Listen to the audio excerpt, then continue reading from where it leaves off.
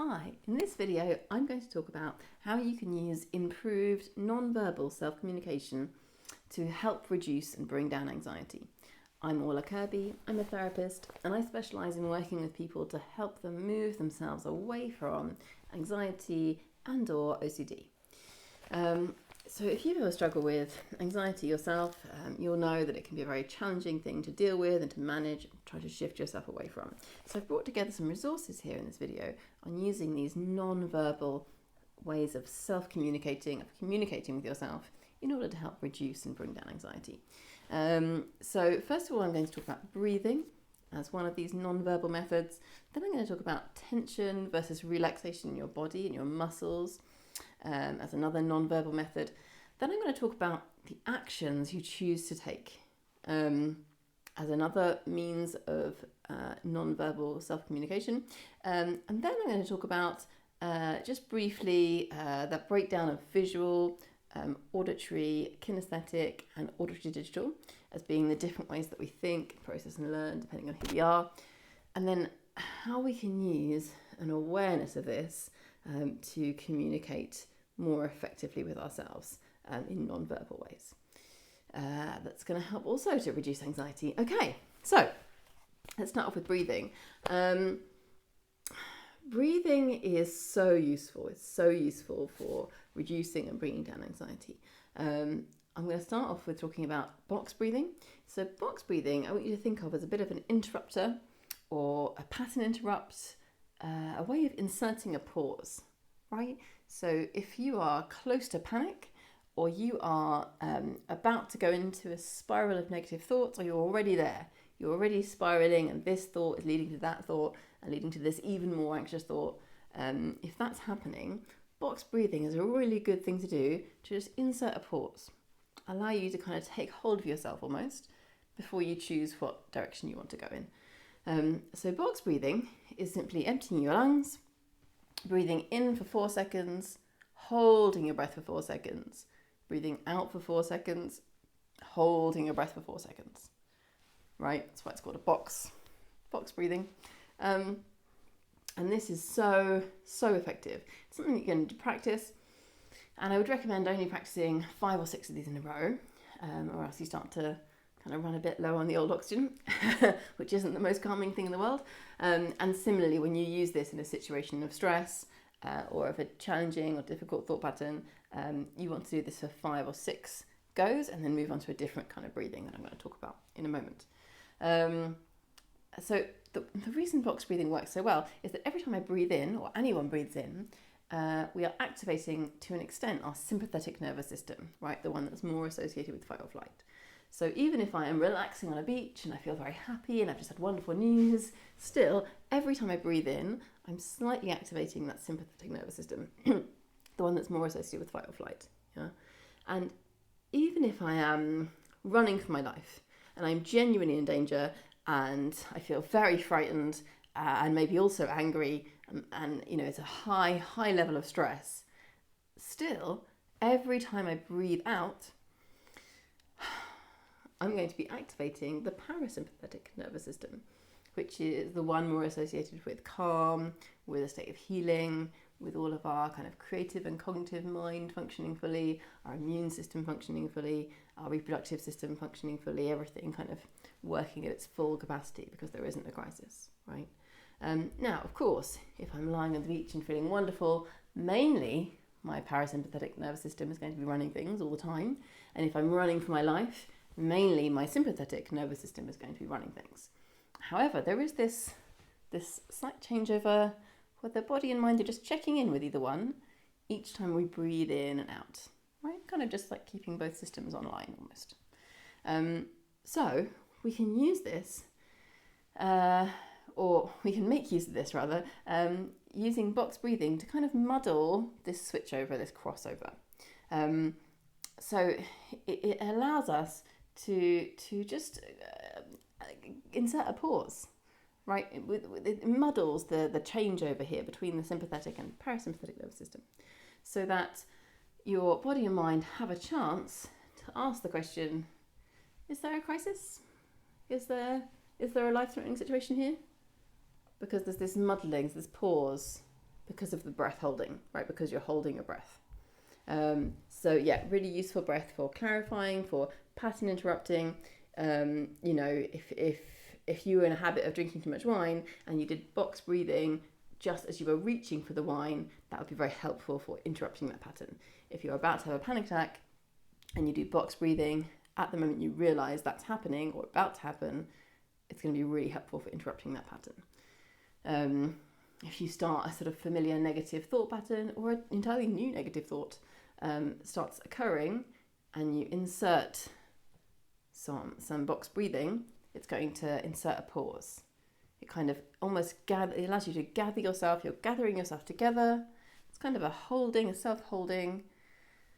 You can check on the situation and then you can choose your path, right? And the kind of breathing I'd recommend going into after that is the 4-8 breathing that I mainly work with my clients. And you could look up diaphragmatic breathing if you want to learn this. So simply a sort of an in-breath for 4 seconds and an out-breath for 8 seconds. Right, you may see different versions of this on a 7-11 is taught. And you might want to build up to this gradually, so not everyone can immediately do 4 seconds in, 8 seconds out. You might want to breathe 4-4 at first and then build up to 4-6.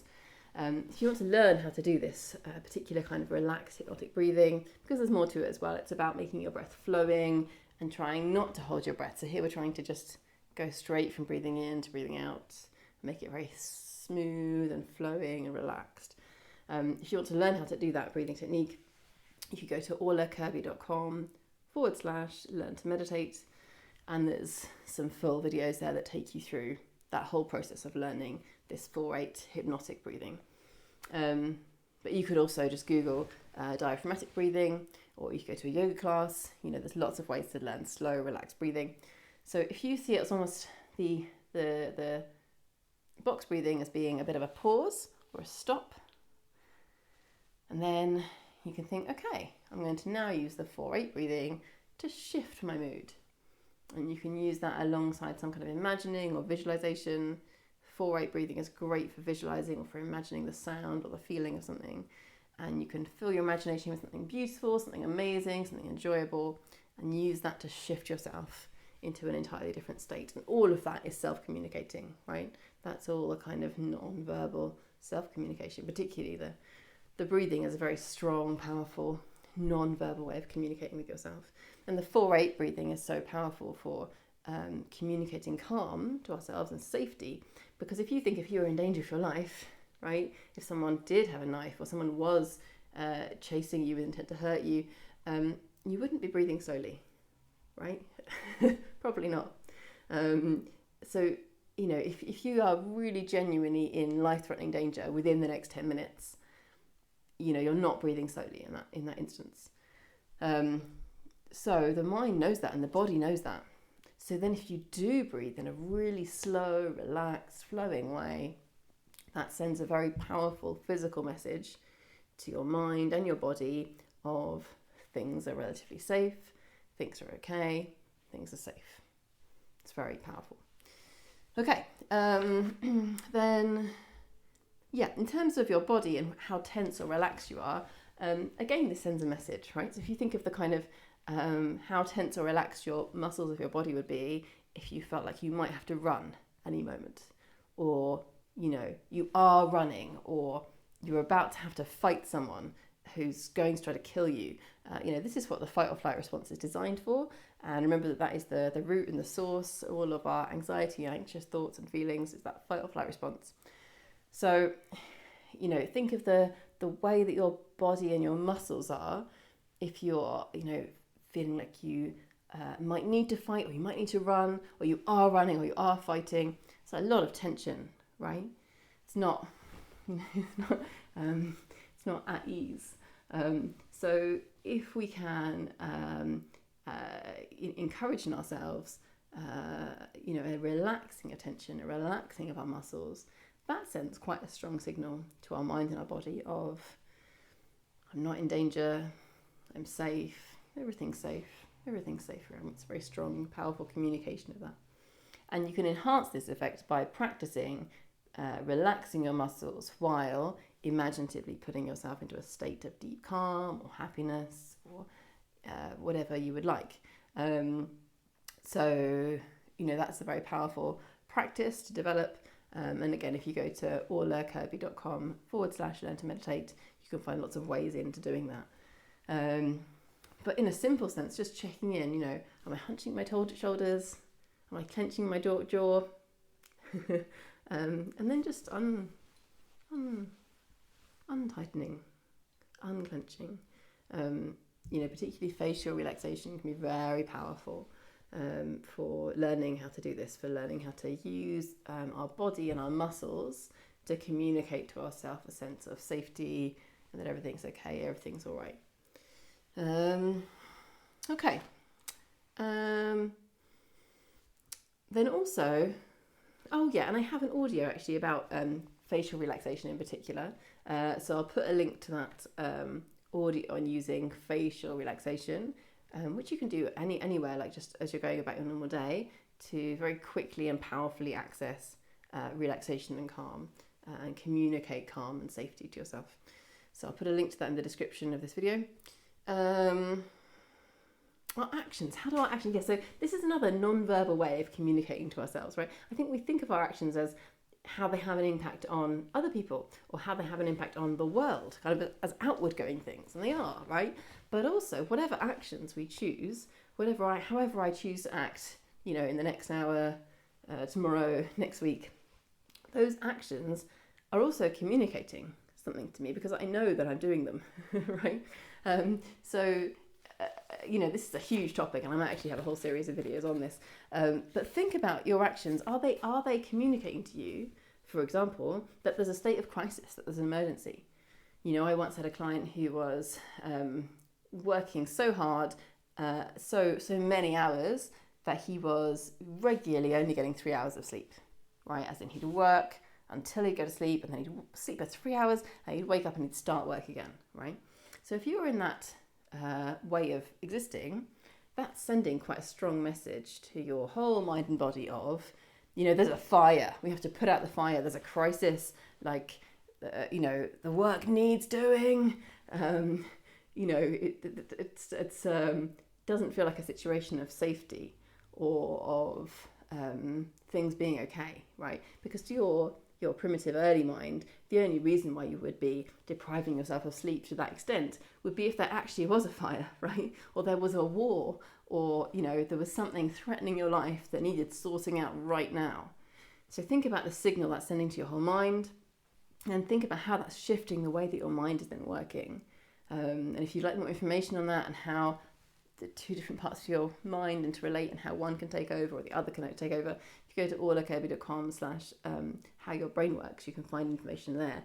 But just very briefly, the more that we have a sense of calm and safety, the more our cortex is able to be leading decisions. And that's the part of our brain where our creativity lives, where our rational thinking lives. And that, of course, is hugely helpful for allowing ourselves to move ourselves away from anxiety, because anxiety is more led by that early mind, that child mind. It's very linked with survival and risk assessment and reacting to risk. So what actions we're taking are significantly involved in which part of our brain is more in charge. And that in turn has an impact on our anxiety or stress levels. So think about your actions and think, I'm going to imagine my brain or my mind almost watching my actions day to day. And what messages, what signals might my brain, my conscious and my subconscious mind be picking up from those actions? It's a really great question to ask yourself. And then also, are our actions aligned with our goals? So almost the most significant thing you can do, really, to move yourself away from anxiety is to have goals that are really suited and aligned to you for your future, and be taking action towards them. So first of all, your goals want to be very specific, very inspiring to you, and connected with who you really are as a person, your true values, what you genuinely want to see and make happen in the world, right? And in your life, and more generally, more widely. So that's part of it, is getting really specific and really vivid about your goals. And that's kind of an imaginative work, first of all. And then once you have that, are you taking little actions, even little steps in that direction? Because that will make those goals and that future positive reality seem real, be real to your mind, your subconscious mind. And that is hugely important, right? Because we can imagine and dream all sorts of things. Like I might think, oh, I'd quite like to be a composer. Maybe one day it'd be lovely to be a chef. Oh, imagine being a chef, right? And these aren't real things that I'm going to pursue or that I ever would pursue, but I'm just kind of daydreaming. And that's great, right? But for the subconscious mind, it doesn't always know which of our imaginings to take seriously. Like which are the ones to actually follow through on or look for opportunities for or be dreaming about usefully while we sleep. So if we are taking even small actions towards something that's a big goal, that action taking communicates to our brain at a conscious and a subconscious level, this is something I'm serious about. I mean this, right? And your brain your whole subconscious mind can then get to work on your behalf, figuring out the best way to go about that, figuring out how you can best do that yourself, looking out for opportunities, even while you're getting on with other things. So that's a bit about how the actions we take can be a way of communicating with ourselves also. Then just very briefly, I'm going to talk about visual, auditory, kinesthetic, auditory, digital. So when we're thinking about inspiring ourselves to take action or making an important decision, or the way in which we are going to step into hypnosis or a calm or hypnotic state, we can all of us do that in many different ways. We could all of us be capable of doing that in a visual way, inspiring ourselves, making a decision in a visual way, planning out an action in a visual way, going into a hypnotic state visually, right? But that's going to be easiest if you're naturally quite visual, right?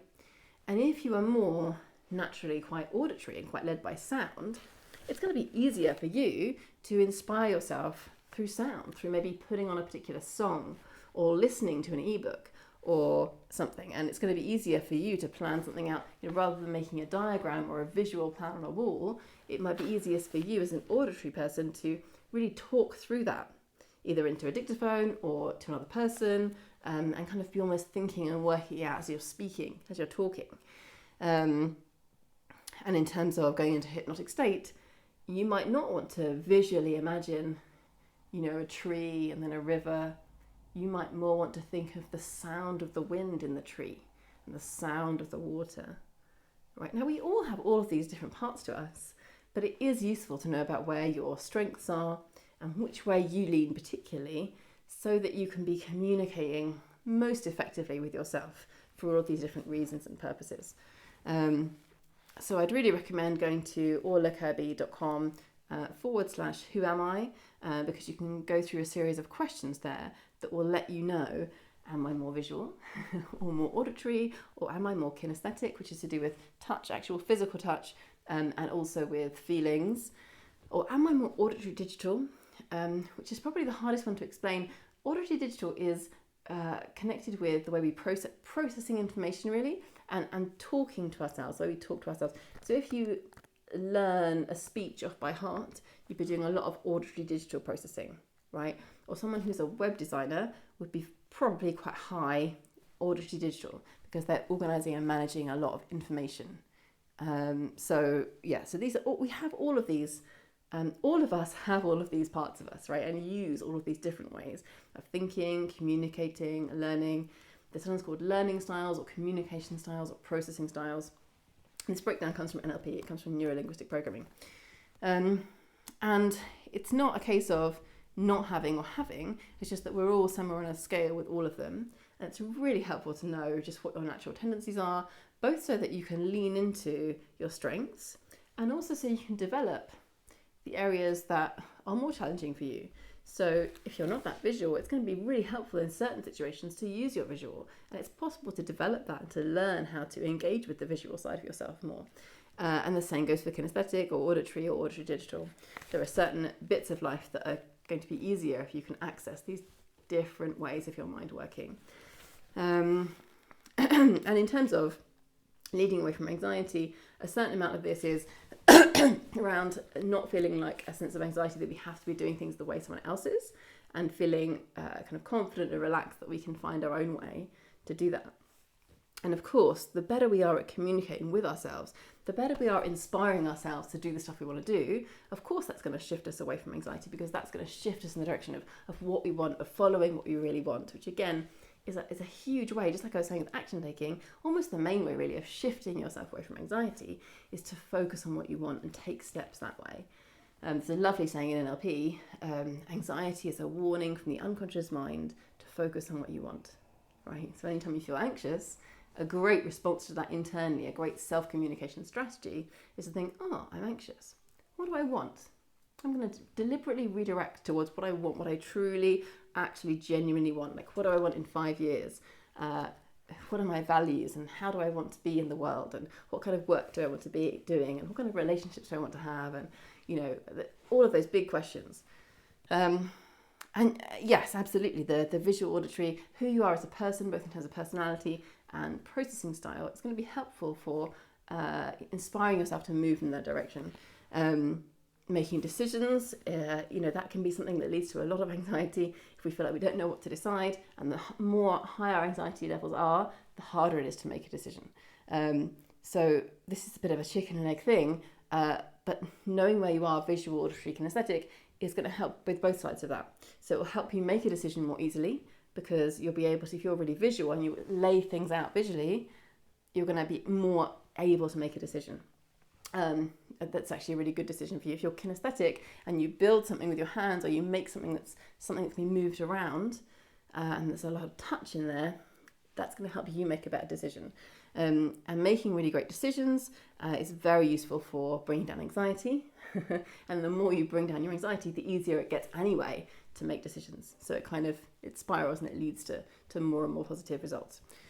And in terms of guiding yourself into hypnosis, of course, hopefully if you've watched any of the videos in this series, you'll see how that's hugely helpful for calming ourselves. And sometimes people have just tried one way of moving themselves into hypnosis. They might have tried a very visual way and thought, oh, I can't really do hypnosis, so I'm not that visual, I can't really make pictures in my head. And actually, if they really, really trained and learned, they probably could. But there might be an easier way in for that person, right? They might be really kinesthetic, and by focusing on feel and feelings, that might be a much easier way in for that person to hypnosis. And hypnosis itself, that kind of going into a calm, relaxed state, is so useful for shifting yourself away from anxiety, because that's literally what hypnosis is. It's shifting yourself out of a kind of child mind-led state and into a different state, whatever emotional or mental state you choose. Okay, so that's my video. Thank you very much for watching. The next one is on forgiveness and letting go, and I'll see you in the next one.